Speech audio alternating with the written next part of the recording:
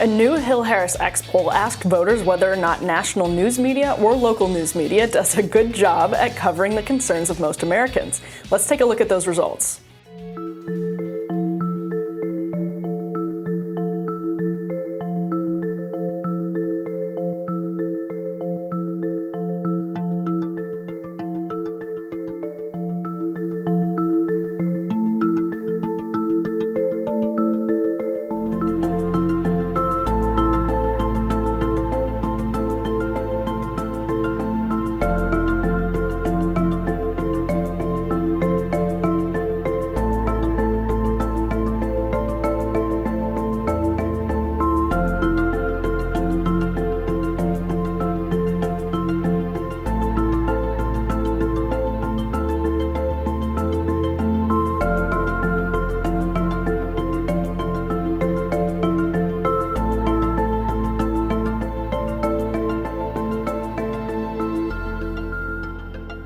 The poll found that roughly half of voters said national news media does a very good or somewhat good job of portraying the concerns of Americans, while 58% said the same of local news. Republican voters were more likely than Democrats and independents to say news media does a bad job at covering the concerns of Americans. Here with us to discuss public opinion on the media is editor-in-chief of Gallup, Mohamed Younis. Mohamed, welcome. Thanks so much for joining us. Thanks for having me. So tell us about your research and the numbers that Gallup has when it comes to Americans' views on the media. Well, we've had a long trend now that really echo what you just shared. Trusted media is down historically in the United States. I like to use Nixon era as a comparison. 7 in 10 Americans at that time said they had a lot of trust and confidence in the news media. Today, it's closer to 4 or 3 in 10. So we've seen a decline. The partisan divides, as you highlighted, are there.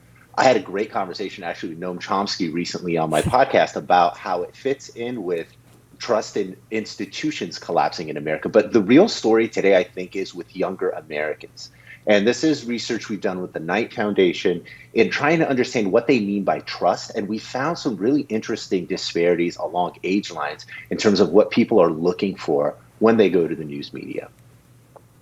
And Mohamed, I heard an interview with Chomsky recently where he said something along the lines that he felt like people took too much from his critique in manufactured consent, and that they kind of threw everything out, and that what people need to do is to understand the biases, in particular the corporate biases of media, but not necessarily to distrust every single thing that the media reports. Did you talk to him about that? Because that's an interesting and unusual kind of evolution for him and his thinking. You know, I did. And what's fascinating is that opinion really coincides with what we found when we asked younger news consumers in terms of especially 18 to 34-year-olds, even though they are more distrustful today of the news media than people their age were 20 years ago. It's really interesting that what they're really looking for is an organization or sources that link back to research, facts, and back up their reporting. So it's much more of a rigor when it comes to where they're getting their information than it is what has traditionally been trusting the brand, going to a brand that you know as a news organization you can trust or a reporter you can trust. And we see those distinctions by age on many levels. When we ask particularly news consumers, I know your poll was on voters, but that point is very well reflected in perceptions of news media today. One really interesting thing is that, as you're talking about here, the generational divide, people forget that before mass media, our relationship with media was really different. And you have boomers who sort of were in the Cronkite era and expect that they should be able to sort of reflexively trust the networks and the people who are speaking from the mass media perch. What do your numbers show in terms of, and your research show in terms of what it used to be like? Because I think there are a lot of people who are now of voting age and Gen Z, younger millennials, who came up in an era post 9/11 where there was really declining trust in media. And there's that sort of generational clash where boomers don't understand what that's like, and they don't understand where the boomers are coming from. And I love that you brought that up because it's such an important nuance. And that's exactly what we were trying to get to with this latest research that we did. What's interesting is that young people are actually the most likely to say that having a free and reliable media is critical to democracy.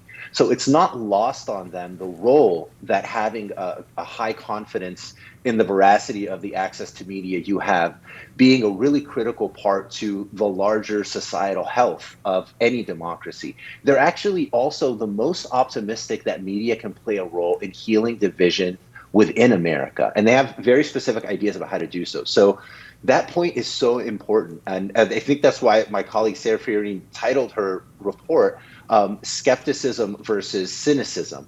Because I think a lot of what we see with young people is a healthy skepticism versus just an overall cynicism with not trusting anything that's out there.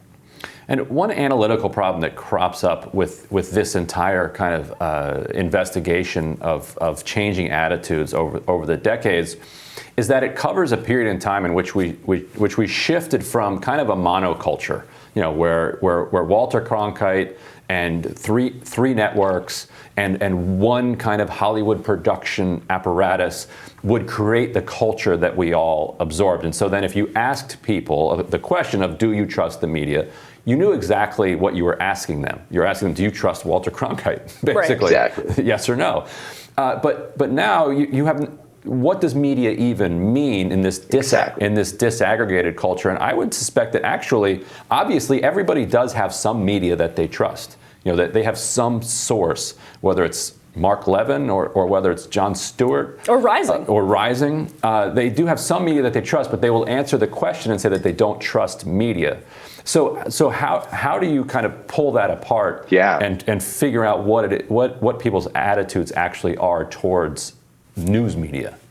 Absolutely, that's so critical. When we think about the traditional sources, newspapers, and they do still exist, and just traditional television news, what we find is that those actually rate the lowest in industry ratings across American public general. They rate along the lines of the criminal justice system and big business. So the more traditional the news media organization you ask about, it tends to be more negative in terms of perceptions from the public. But what's really important is that what news means to people has really changed.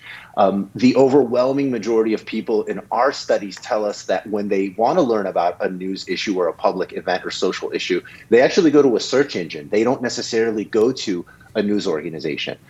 What young people want to see, and this is what our data show, is that they would like to see a greater variety in the perspectives of those presented in the news being interviewed, but also the perspectives, of those interviewing people on the news. So a lot of what, frankly, without soliciting you guys too, what you're trying to do here is kind of bring different perspectives together. And I think it's not a coincidence. Your producers know what they're doing and they understand their audience.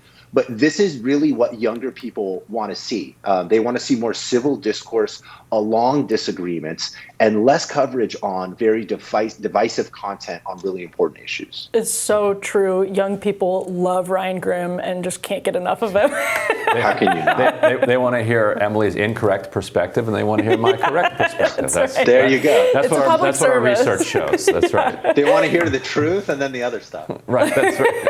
Mohamed, this is such important insight. Thank you so much for your time this morning. Thanks for having us. Of course. Well, next on Rising, Kim is here. She's joining us to discuss a stunning UN verdict in Steve Donziger's case. Stay tuned for that.